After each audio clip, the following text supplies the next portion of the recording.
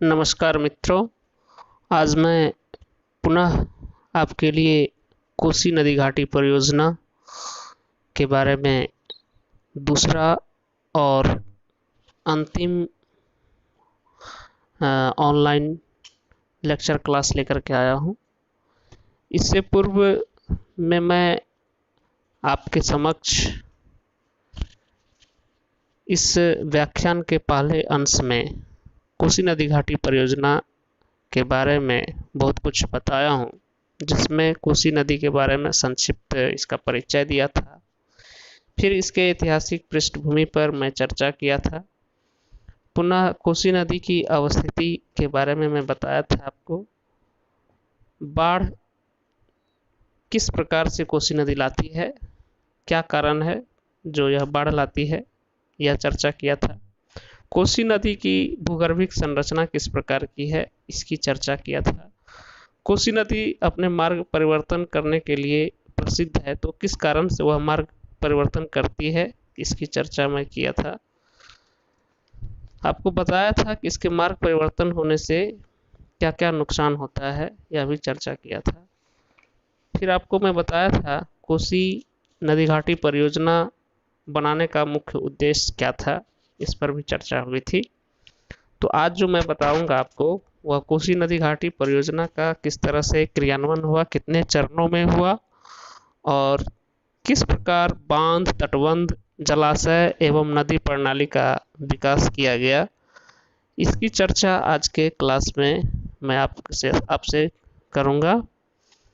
और अंत में फिर मैं चर्चा करूंगा कि इस नदी घाटी परियोजना का जब क्रियान्वयन किया गया, इसे लागू किया गया, तो इससे फिर क्या क्या लाभ हुआ उसकी चर्चा करूंगा।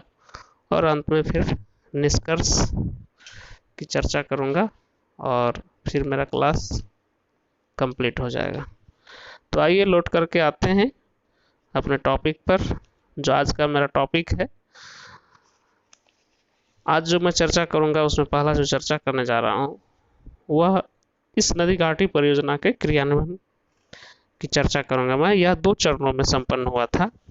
प्रथम चरण में जो निर्माण कार्य हुआ था उसकी चर्चा करूं। पहले चरण में मार्ग परिवर्तन पर नियंत्रण के लिए हनुमान नगर स्थान पर बैरेज का निर्माण किया गया। वहीं बाढ़ नियंत्रण के लिए कोसी तटबंध का निर्माण तथा सिंचाई के उद्देश्य से पूर्वी कोसी नहर एवं पश्चिमी कोसी नहर प्रणाली तथा उसकी शाखाओं का निर्माण सम्मिलित किया गया। अब है कि इसमें इस चरण में क्या अलग अलग काम हुए उसकी चर्चा मैं करूं। प्रथम चरण के अंतर्गत जिन अवरोधक बांध या तटबंध एवं नहर प्रणाली का निर्माण किया गया वह इस प्रकार है। पहला है हनुमान नगर अवरोधक बांध एवं जलाशय। यह बांध कोसी नदी के आर पार नेपाल में हनुमान नगर से लगभग 5 किलोमीटर ऊपर बनाया गया है। यह बांध 1.2 किलोमीटर लंबा तथा 72 मीटर ऊंचा है। इसके द्वारा 3.1 लाख हेक्टेयर मीटर जल एकत्रित करने वाली जलाशय का निर्माण किया गया है। अब दूसरा है कोसी तटबंध। बिहार के मैदानी भाग में बाढ़ जल के फैलाव को रोकने के लिए कोसी नदी के दोनों ओर 240 किलोमीटर लंबा तटबंध बनाया गया है।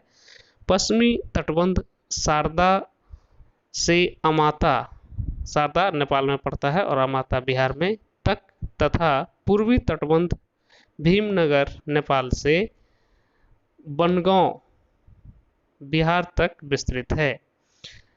नदी जल में बहाव कम करने के लिए 2 जलमोड़ बांधों पश्चिम और पूर्व में क्रमशः शारदावीर बांध 12 किलोमीटर लंबा तथा भीमनगर कुशहा बांध 14 किलोमीटर लंबा का निर्माण किया गया है। कोसी तटबंध के निर्माण से बिहार और नेपाल की लगभग 3 लाख हेक्टेयर भूमि बाढ़ से सुरक्षित हो गई है। अब है कि तीसरा जो इसका है वह है पूर्वी कोसी नहर प्रणाली।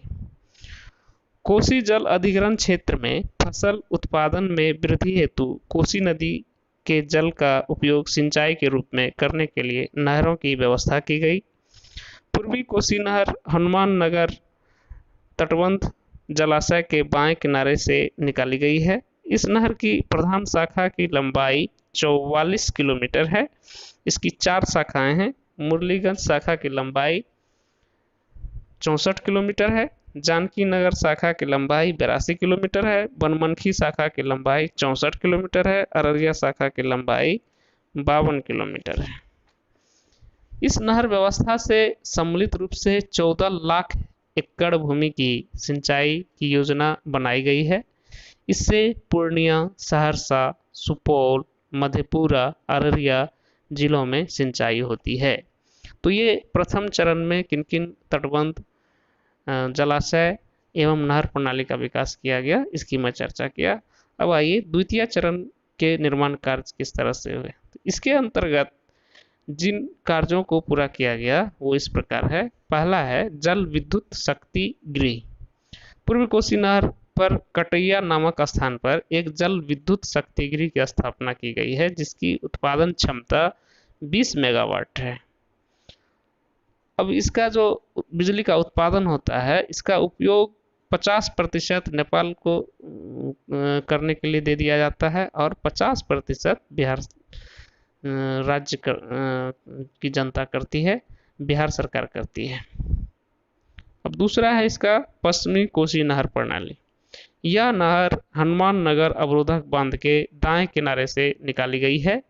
इसकी लंबाई 115 किलोमीटर है। इससे नेपाल की सप्तरी, बिहार के मधुबनी एवं दरभंगा जिले की लगभग 3 लाख हेक्टेयर भूमि की सिंचाई संभव हो सकी है। अब इसका जो है तीसरा नहर प्रणाली वह है राजपुर शाखा नहर प्रणाली। इस नहर का विस्तार पूर्वी कोसी नहर एवं पूर्वी बाढ़ तटबंध के मध्य है। शाखाओं सहित कुल लंबाई 366 किलोमीटर है। इससे मुंगेर और सहरसा के 126 लाख हेक्टेयर भूमि सिंचित होता है। अब ये हो गया इसकी दूसरे चरण में जो भी नहर प्रणाली का विकास हुआ उसकी मैं चर्चा किया। अब है कि कोसी नदी घाटी परियोजना के क्रियान्वयन से क्या लाभ हुआ, उसकी भी चर्चा करना जरूरी है।